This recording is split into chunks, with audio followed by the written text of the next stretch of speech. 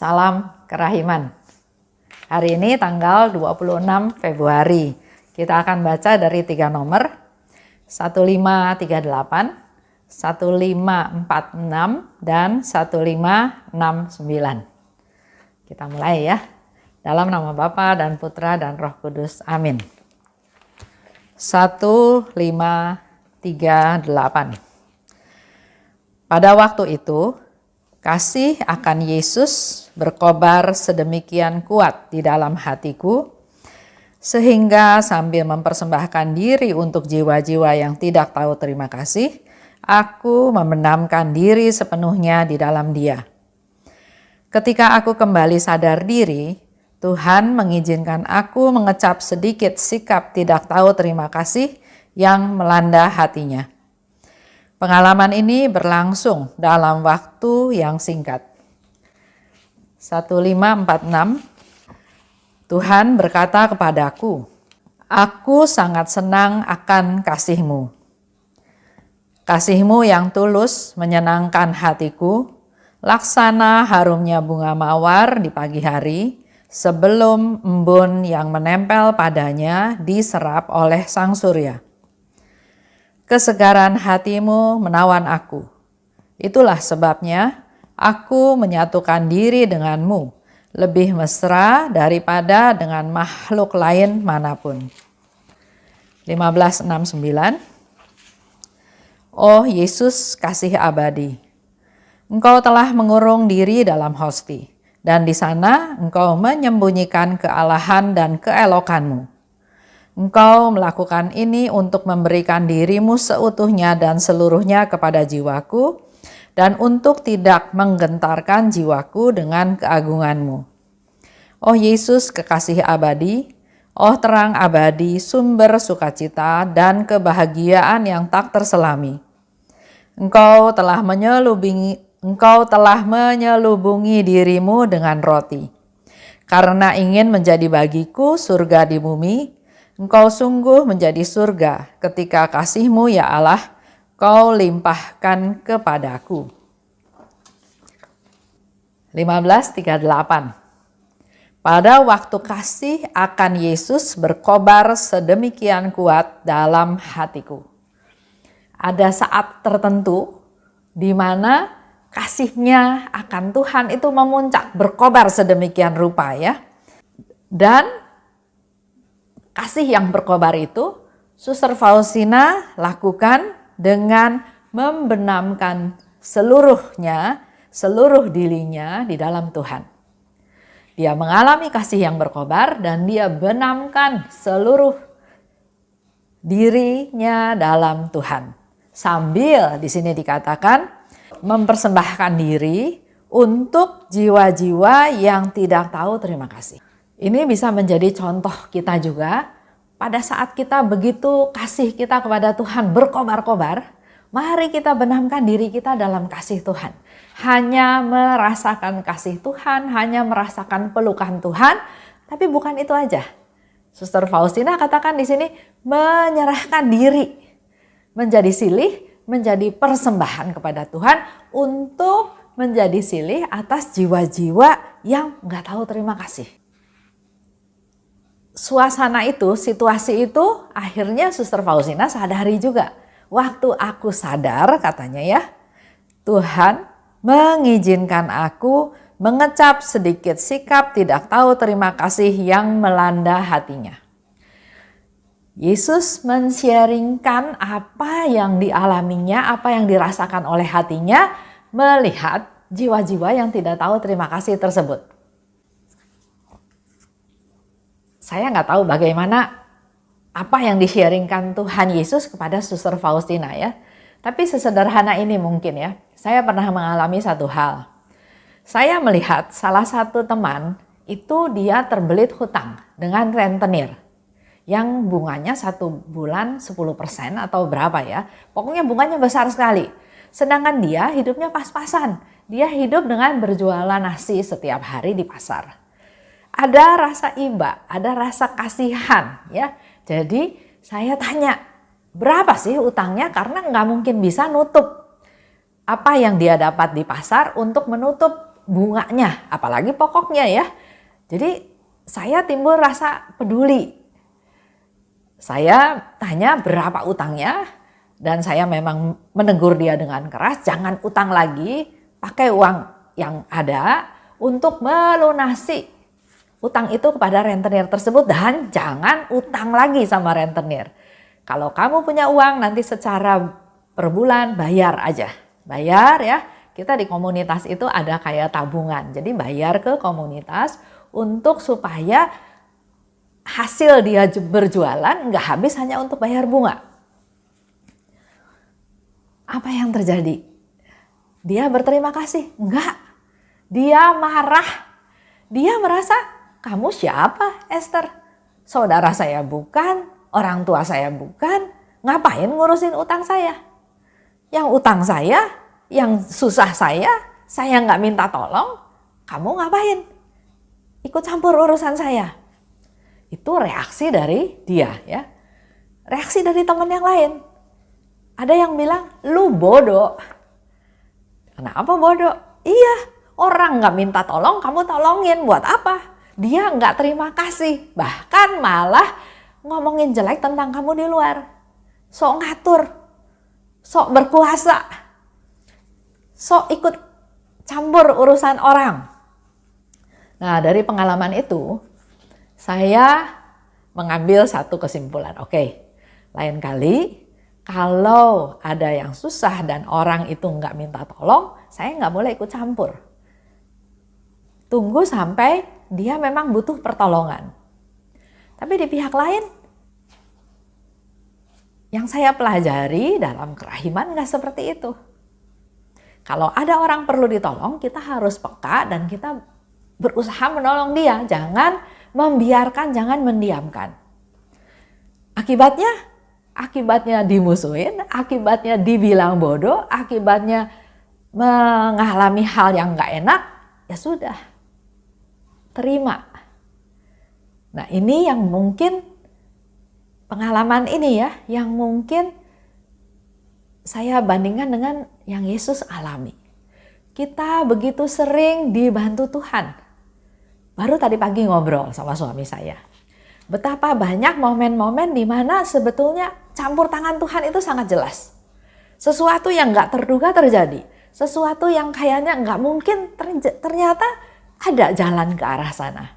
Dan kita berdua bersyukur sama Tuhan karena memang ternyata Tuhan tahu apa yang kita butuhkan tanpa kita ngomong. Nah, pertanyaan lebih lanjutnya adalah dengan segala bantuan Tuhan itu kita berterima kasih enggak? Nah, sering kita lalai untuk berterima kasih. Dan pada saat diary ini ditulis oleh Suster Faustina, pada saat itu Yesus bercerita. Yesus sharing, membagikan sebagian daripada apa yang dirasakan oleh hatinya terhadap jiwa-jiwa yang enggak berterima kasih.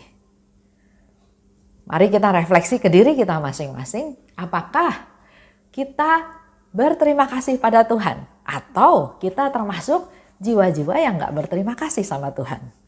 Nah, cerita tadi, akhirnya saya memang tetap memberi uang pada dia dan memonitor, mengontrol sampai uang itu dibayar ke rentenir sampai beres urusannya ya.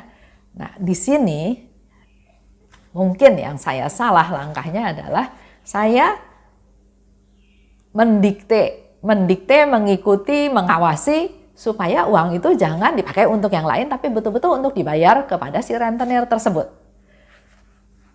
Sikap saya yang barangkali keras, yang terlalu keras, ini yang tidak nyaman buat dia. Ini juga saya belajar bahwa kalau saya mau nolong orang juga bukan dari versi saya, bukan dari gaya saya, tapi saya harus rendah hati, saya harus betul-betul menjadi penolong di mata dia, bukan menjadi orang yang sok ikut campur. Tapi urusannya sudah selesai, dia kalau nggak salah angsur selama 20 bulan, akhirnya juga sudah beres ya, karena ada juga teman anggota komunitas yang secara rajin menagih setiap hari, setiap minggu supaya uangnya nggak kepake untuk hal yang lain. Itulah salah satu kehidupan di dalam komunitas.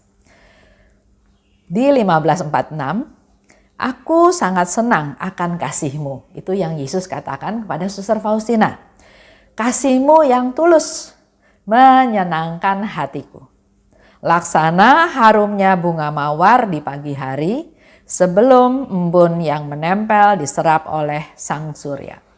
Jadi kita harus punya kasih yang murni. Kalau saya bandingkan lagi dengan apa yang saya lakukan, sekarang saya merefleksikan hal itu, mungkin saya juga ada salah. Saya masih mau ikut aturan saya. Saya mau anggota komunitas saya enggak kemakan sama rentenir. Saya juga enggak mau kita kasih makan ke rentenir, memberi kehidupan, keenakan untuk rentenir tersebut. Kalau Bapak Ibu perhatikan, tadi saya katakan saya maunya begini, saya maunya begitu. Nah, di dalam proses kerahiman ilahi ini ternyata fokusnya nggak boleh saya, nggak boleh maunya saya. Sehingga reaksi yang terjadi adalah seperti tadi. Saya harus belajar lebih rendah hati untuk bisa menjadi penolong ya, bukan menjadi hal yang tidak membuat dia nyaman. Kesegaran hatimu menawan aku, itu yang Yesus katakan pada Suster Faustina ya. Itulah sebabnya aku menyatukan diri denganmu lebih mesra daripada dengan makhluk lainnya. Kalau kita perhatikan apa yang Yesus katakan pada Suster Faustina, ada 3 hal. Kasihmu yang tulus, kita harus punya kasih yang tulus. Selain tulus juga kita harus punya kasih yang murni. Dan kesegaran hatimu. Jadi fresh ya, sesuatu yang membawa hal yang positif. Itu yang membuat Yesus menyatukan diri dengan kita. Kita selalu menjaga supaya kita punya antusiasme, kasih yang proaktif, kasih yang hidup, kasih yang segar kepada Tuhan. Di 15:69, Suster Faustina menanggapi kasihnya Yesus dengan mengatakan, Yesus, kasih abadi. Engkau telah mengurung diri di dalam hosti. Di sana engkau menyembunyikan kealahan dan keelokanmu. Allah Tuhan yang luar biasa, yang maha kuasa, maha murah, maha esa, maha segalanya. Tapi dia mau mengurung dirinya di dalam rupa hosti. Sehingga menyembunyikan kealahannya dan keagungannya. Hosti kecil, roti tidak beragi, yang bentuknya bulat, yang tidak menarik sama sekali. Engkau menyembunyikan keagunganmu dan engkau menyembunyikan kealahanmu. Engkau melakukan ini untuk memberi dirimu seutuhnya dan seluruhnya pada jiwaku. Satu hosti kecil itu yang kita sambut dalam perayaan Ekaristi, berupa kop dalam Komuni Kudus, hosti kecil itu kita sambut. Hal ini dikonfirmasi oleh Suster Faustina, kenapa Yesus membelenggu dirinya dalam hosti kecil tersebut, karena dia ingin memberikan dirinya seutuhnya dan seluruhnya kepada kita semua. Bukan sebagian, tapi seutuhnya. Jadi kalau kita menyambut hosti, itu yang diberikan oleh Yesus adalah seutuhnya tubuhnya, seluruh dirinya. Dan kedua, kalau Tuhan datang dengan segala keagungannya, kebesarannya, kita akan merasa gentar, kita akan merasa takut seperti Musa ya. Waktu Musa di atas gunung Sinai, dia mendekati ranting yang ada apinya tapi tidak terbakar ranting tersebut ya. Sampai ke titik tertentu dikatakan stop. Dia nggak boleh maju lagi karena Allah itu begitu suci, begitu luar biasa keagungannya, di mana kita semua manusia berdosa. Nggak punya kemampuan untuk bisa ketemu.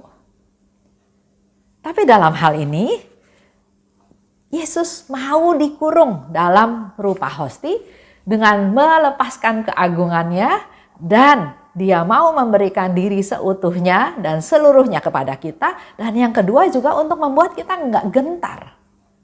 Kalau kita melihat keagungan Tuhan luar biasa, kita akan merasa sangat gentar, sangat tidak layak, sangat takut ya. Tapi dengan berupa hosti justru untuk tidak menggetarkan jiwaku karena keagunganmu. Mari kita sama-sama hayati waktu menyambut hosti itu adalah Tuhan memberikan diri seutuhnya. Dia juga dalam rupa hosti untuk supaya kita tidak jadi gentar ketemu Tuhan. Engkau telah menyelubungi dirimu dengan roti, berupa roti. Karena ingin menjadi bagiku surga di bumi. Kita masih ada di bumi. Kita belum benar-benar ada di surga. Tapi dengan Yesus memberikan tubuhnya dalam rupa roti, kita sambut ada Yesus seutuhnya dalam diri kita. Kita mengalami surga. Ada kuasa Tuhan, ada kedamaian, ada sukacita.